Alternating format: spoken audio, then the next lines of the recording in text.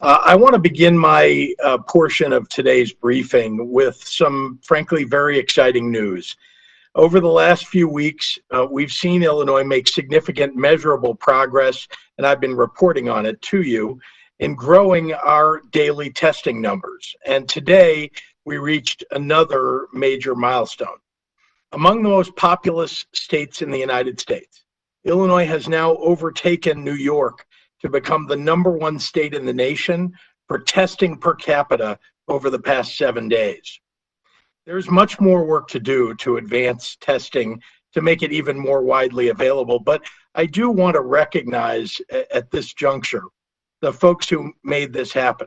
Of course, IDPH and its lab professionals who are working day and night to process the tests that are given to them. Our raw materials procurement teams, our in-state research university partners, our partner hospitals, health centers, and clinics who are administering the swabs and tests, commercial laboratories, the Illinois National Guard, and of course, the countless healthcare workers doing the patient care right there on the ground. And I'll take this moment to remind everyone who can get a free test at any of our COVID testing locations. Anyone who has COVID-19 symptoms, a cough, shortness of breath, a fever, for example. Anyone who has a risk factor, such as a contact with someone confirmed to have COVID-19, or a compromised immune system, or a serious chronic medical condition. Anyone who works in a healthcare facility. Anyone who works in correctional facilities such as jails or prisons, anyone who works as a government employee at any level of government, anyone who serves as a first responder such as a paramedic or emergency medical technician, a law enforcement officer or a firefighter, anyone who supports critical infrastructure such as workers in grocery stores and pharmacies and restaurants and gas stations and public utilities, factories, childcare, and sanitation. As testing expands, so too will the criteria allowing more people to get a test. A full list of our more than 250 public testing sites is available on our website at coronavirus.illinois.gov. I also want to update you by letting you know that all 4 regions of the state of Illinois remain on track to meet the metrics to move into phase 3 of Restore Illinois. That's terrific news.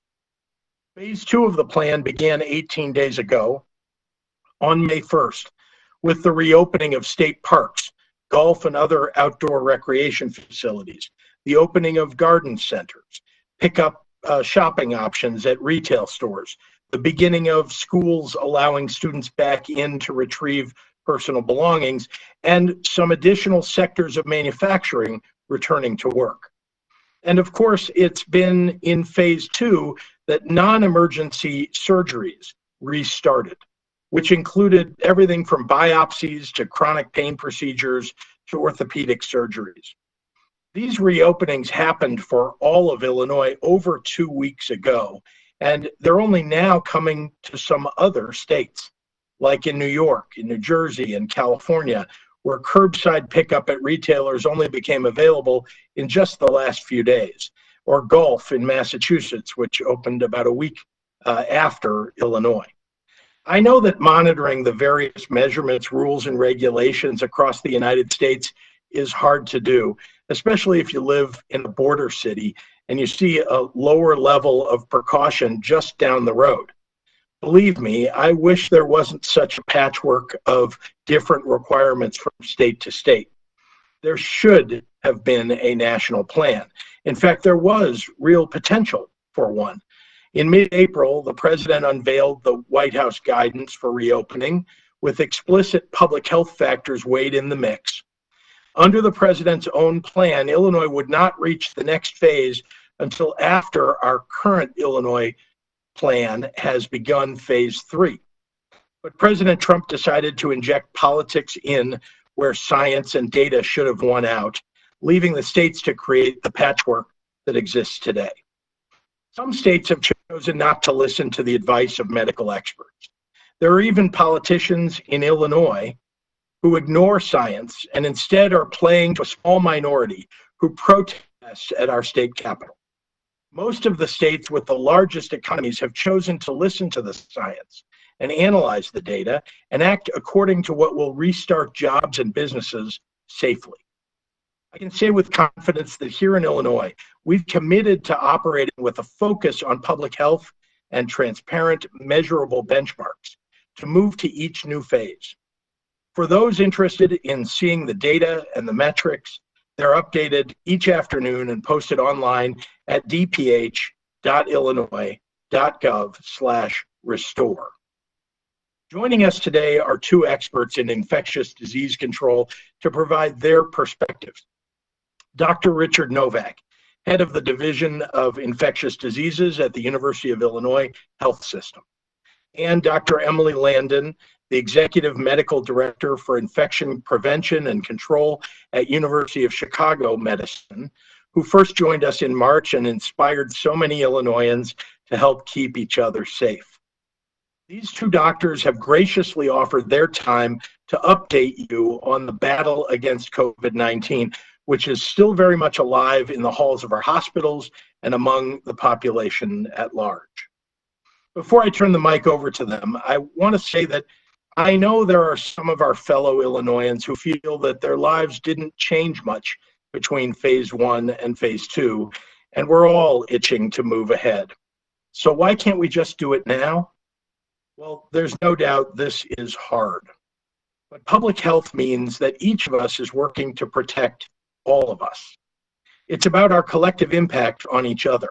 And because many Illinoisans are engaged with the reopenings that have occurred in phase 2, it's critical that we observe the full 28-day measurement period before moving forward to phase 3. The good news is that we're just 10 days from that point. And as of now, all 4 regions of Illinois are on track and moving forward into phase 3 before the end of May. As residents, businesses, and employees gear up for phase 3, we will be providing specific safety and mitigation guidelines for workplaces and activities that are reopening. These guidelines have been in development with business owners, employee representatives, and industry associations, including many women and minority-owned operations. And I look forward to sharing more information about that in the coming days. Until then, I'm delighted to hand this conversation over to Dr. Emily Landon, Executive Medical Director for Infection Prevention and Control at University of Chicago Medicine. Doctor? Thank you, Governor Pritzker, for inviting me to join you today. First of all, I want to thank all of you Illinoisans for being sensible, cautious, and selfless in the way that you've approached this pandemic. Some of you have been sick. Some of you have lost loved ones, and many of you have lost jobs. But I know a lot of you will also look back on this and wonder why we had to stay at home since nothing awful happened. But like I said in March, this exactly is the mark of success. It's what a flat curve looks like. It's not perfect. Still, every person with COVID passes it along to someone else who will get COVID. That means our case counts and hospital loads stay stable and somewhat predictable. We would love even less transmission, but this virus is tricky. And even keeping things flat has required huge sacrifices. Now we all realize there will be no swift rescue, no knight in shining armor in the form of a vaccine or an antiviral that will sweep in and return our lives to normal before the summer comes. I'm pretty disappointed about not looking forward to sitting by a pool or going to block parties and taking a vacation. But we need to begin to revive some of our workplaces. And it's not without risk that we do this. Our transmission balance is tenuous, and business as usual could set off another wave of infections that threaten our lives and our livelihoods. We need masks, we need hand hygiene, and we need distance to make this work. And we do need to be all in order to be successful. These cloth masks, like the one I have here, are our lifeline. As you know, people can spread COVID for days before they get sick, or some people may never get symptoms at all, which means that anyone could be contagious with COVID at any time. And these cloth masks don't just help protect you from other people who may be sick, which it turns out some new evidence shows they may be better than we thought they were, which is great news. But they also help to keep your own respiratory droplets inside the mask so that you can't get them onto grocery store boxes or ATM screens. But they're not perfect, and you can't wear them when you're eating and drinking. And that means we have to pair them with keeping our distance and staying home when we can, and keeping our hands clean in order to maintain that tenuous transmission balance that we have. So please, never leave the house without your face covering. And always put it on when you go inside another building or if you're near other people outside. Soon, I promise, it will be as natural as wearing pants, which most of us are pretty good about. I still see a lot of people, though, that don't have face coverings on outside. And it makes me wonder if we're going to be as successful in this next phase as we have been in March and April. I think we can do it. This is a fight against a virus, not an ideology. And I know many of you understand that. A lot of you, almost all of you. And you will take my message to heart. And you'll lead your families, your communities, your neighborhoods in wearing your masks, in staying home when you don't need to be out, in order to make space for essential workers, to be able to get to their essential jobs, and for other people to do important tasks. And when you do go out, you'll wear your mask proudly, because it says to others that you're not giving up, and you're not giving in, because you're in this fight to win. Thank you very much, Dr. Landon. Terrific, and just a message that I know people will take to heart. So very much appreciate your time and willingness to share. I next would like to introduce Dr. Richard Novak, the head of the Division of Infectious Diseases at the University of Illinois Health System. Dr. Novak? Thank you very much, Governor.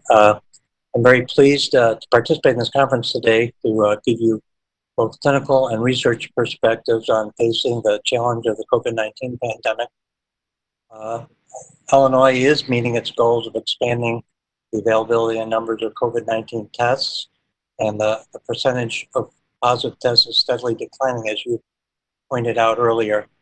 In the hospital setting, this is reflected by a slow but measurable decline in new hospitalizations and fewer patients in intensive care, as we're seeing at the University of Illinois.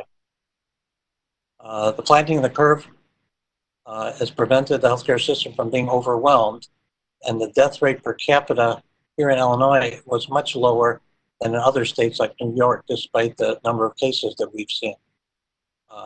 This is all a result of these careful measures that we've been taking. We're now receiving shipments of the drug remdesivir, which has been proven to be effective at reducing the severity of the illness, and particularly if it's given before the severity of the illness gets worse. We're not done with this, however. We've launched next phase study combining both remdesivir with a second drug called baricitinib in hopes of further improving on the outcomes of people that we treat. By all measures, it appears we're making slow but steady progress in controlling the pandemic here in Illinois. This has been through careful examination of and response to the data. I know people are tired of wearing masks and social distancing, as Dr. Landon pointed out. You may ask, why do we still have to do this? Masks are very effective at capturing the droplets with virus in them. Surgical masks are maybe a little bit more effective than the homemade mask, but they both work. We call this source control. You're the source, and your droplets are being captured in your mask. South Korea was able to very rapidly control their local epidemic by universal masking, social distancing, and large-scale testing, just as we're doing here, and we're seeing the effect of those measures. As society begins to open up in the coming weeks, we'll need to continue practicing social distancing and wearing masks. really like the analogy that Dr. Zike did with the dominoes. We do these things because it protects those around us. We're all in this together, and I wear a mask so that I won't spread the virus to you. You then won't spread it to your family and friends. In turn, I hope that you will do the same for me, and eventually this pandemic will fade to the point where we won't need to do it anymore. We're not there yet. Lastly, the search for new treatments and prevention strategies is moving at an unprecedented rate. Vaccine trials will be starting this summer here in Illinois and elsewhere. I encourage everyone to volunteer and participate in these important studies. The whole world is waiting for the results of these trials. I'm going to don my mask and turn it back over to you, Governor. Go Cubbies. Go Cubbies. There you go. Go Cubbies. Terrific. Thank you very much, Dr. Novak. And